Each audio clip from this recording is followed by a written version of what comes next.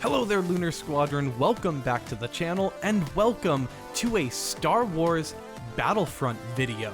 That's right guys, yesterday morning the Star Wars community was shocked to learn that Battlefront is back, but maybe not in the way that you think it is. That's because Aspyr Media announced that they will be re-releasing Battlefront 1 from 2004 and Star Wars Battlefront 2 from 2005 in a brand new collection called Star Wars Battlefront Classic Collection, releasing March 14th, and this collection will feature online multiplayer, over 40 maps, and all of the content that was ever released for the first two games, all in one nice, neat $35 package. We're going to break down exactly what you need to know about this package, but not only that, we are going to talk about why this game is perhaps a little bit more important than you might think it is. We're going to get into this, but before we do that, if you are new to the channel, we would love to have you, and the way to do that is go down below this video, click that little subscribe button, and make sure to hit the bell notification button right on next to it. It's going to let you know every single time that Nick and I upload the latest and greatest gaming videos here on YouTube. Nick, ready to get into this discussion? Gotta say, was not expecting to be talking about Battlefront in 2024, but sure, why the hell not?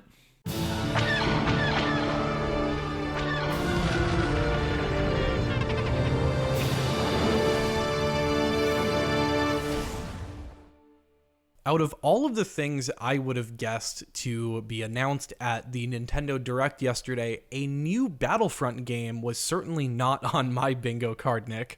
I'm sure you weren't expecting that either.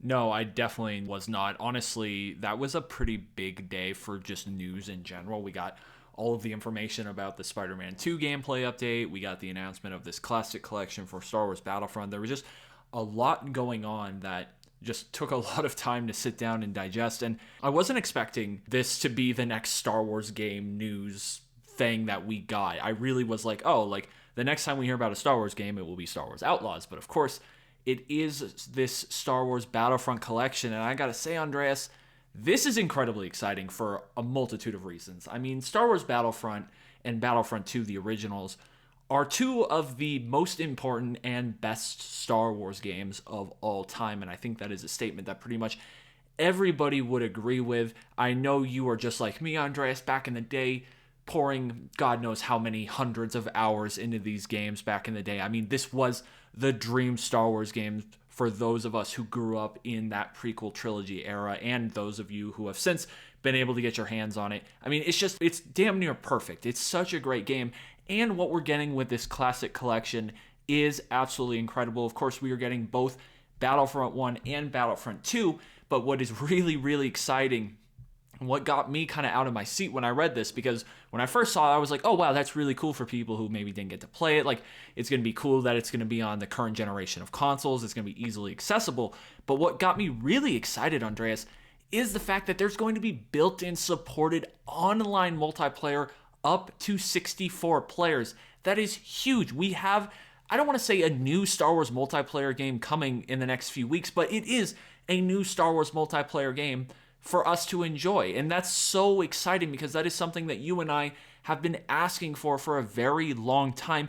And we're getting this complete Battlefront package. We're getting all of the game modes that we love from back then. We're even getting a bunch of bonus content that wasn't available to everybody. We're getting some bonus maps for both Battlefront and Battlefront 2. We're getting Asajj Ventress and Kit Fisto added to this. Like, this is like the ultimate edition of Battlefront, at least the original Battlefronts, coming out in the modern day with current online support. Like, this is so exciting, and this is something that I think that this community has wanted for a very long time, and something that we really needed. And I think, Andreas, it's a really important litmus test for a multitude of reasons for Star Wars gaming and multiplayer gaming going forward.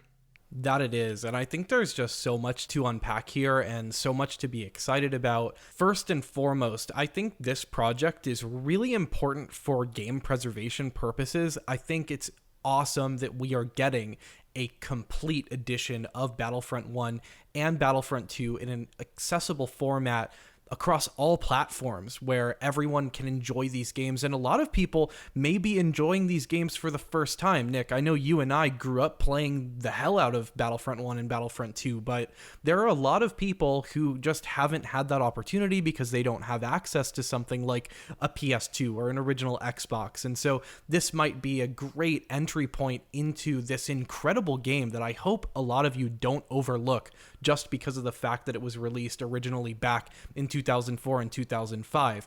But for that matter alone, I think this is a very important game because it's just going to provide that gateway of accessibility for so many new people. But Nick, I also think this game is important for a broader reason, and that is so many people have been calling, crying, begging for a new online Battlefront experience, particularly after EA and DICE decided to stop supporting Battlefront 2.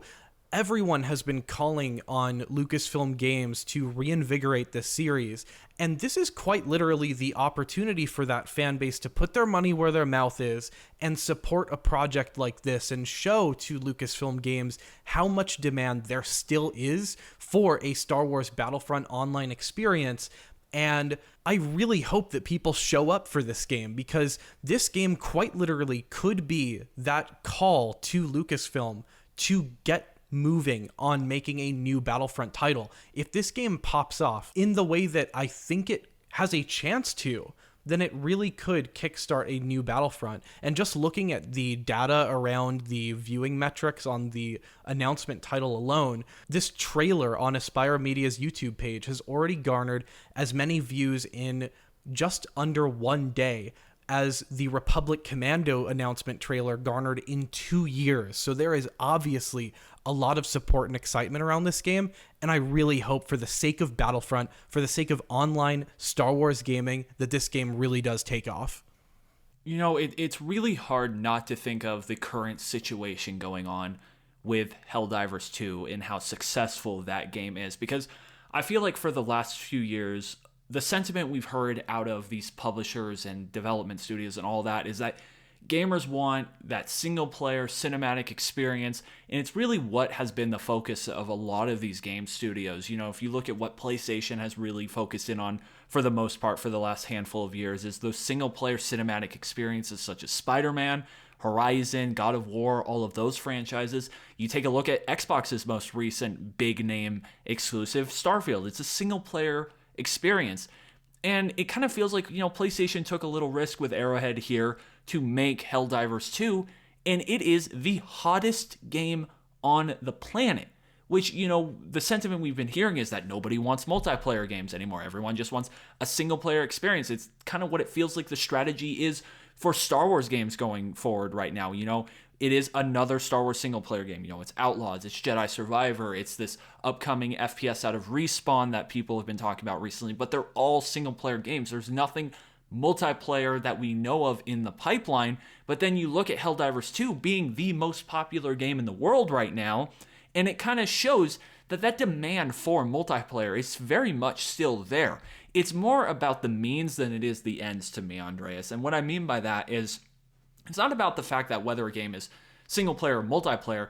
I think what scares people off and has kind of made the sentiment grow is that multiplayer games open up the door for the opportunity for there to be anti-consumer practices in these games. Microtransactions, pay to win, stuff like that, where you have to connect to an online server to even be able to play the game that you have purchased, all become available in those multiplayer experiences. However, when you have a game that does it right, like Helldivers 2 is, where they're hitting every single PR right on the nose, like they're killing it. Every decision they make is perfect. Look how popular multiplayer games can still be. Now, of course, you have those legacy titles like Call of Duty and Fortnite, which feel like walking PR nightmares, and they're incredibly popular, and those games alone could prove how multiplayer is still very popular.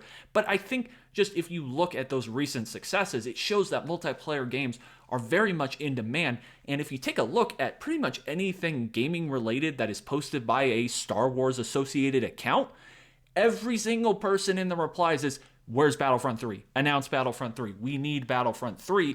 And like you said, now, Andreas, kind of is the opportunity for players to literally put their money where their mouth is and support this project. So I think this game is incredibly important beyond just being, oh, hey, look at this game that we loved 20 years ago. Now we get to play it again. We get new online servers and like we get to enjoy it again, relive our childhood from 20 years ago.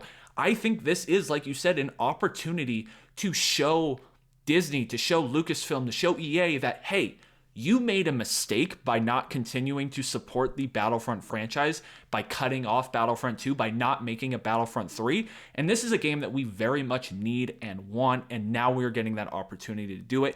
And I hope that this game pops off. I hope that this is kind of the start, where the tipping point, where we push these studios to be like, hey, this is the game we want. Because I feel like we've been incredibly vocal about it, but I think we need to speak in their language a little bit, and that is dollars. And I think we will have the opportunity to do that.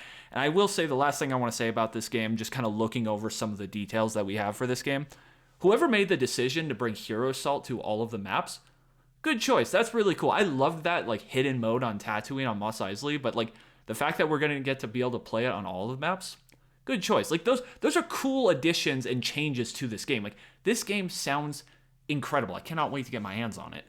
Yeah, and I think one thing that I've also personally overlooked, Nick, is the accessibility of this game on Nintendo Switch, being able to take this game on the road or on the go in a handheld format is such a cool feature that I'm personally very excited about. I've kind of been looking at my Nintendo Switch over the past couple months and thinking of reasons to pick it back up, and this might be that reason for me. And also, Nick, I'm really glad that you brought up Helldivers 2, because for me, Helldivers 2 has been almost, I know it's a new game, but it's been almost like a nostalgia trip to me, because it doesn't fit the bill of a modern multiplayer live service game where there's so many different toxic battle passes and ways to extract money out of you. On the contrary, Helldivers has a very accessible battle pass format that you can really grind by playing the game, and the game itself almost has more of a nostalgic PvE feel to it, like playing a game like Left 4 Dead back in middle school or something like that. And I'm really excited to have another nostalgic multiplayer experience that many people, I'm thinking of people that might have been raised in the environment of only having multiplayer titles like the modern Call of Duty and the modern Fortnite. Maybe if you are one of those people who are watching this video right now, give this Battlefront collection a try. Maybe, just maybe, it might open your eyes to what multiplayer could be when you remove all the toxicity and all of the live service mumbo jumbo out of multiplayer and just hone in on a fun experience that pours a lot of content into the game. There is no more holistic Star Wars gaming experience than Battlefront 1 and Battlefront 2, and now we have both of these titles under one umbrella in an online experience that's delivering 64-player online multiplayer across all platforms. And that is something to be really excited about.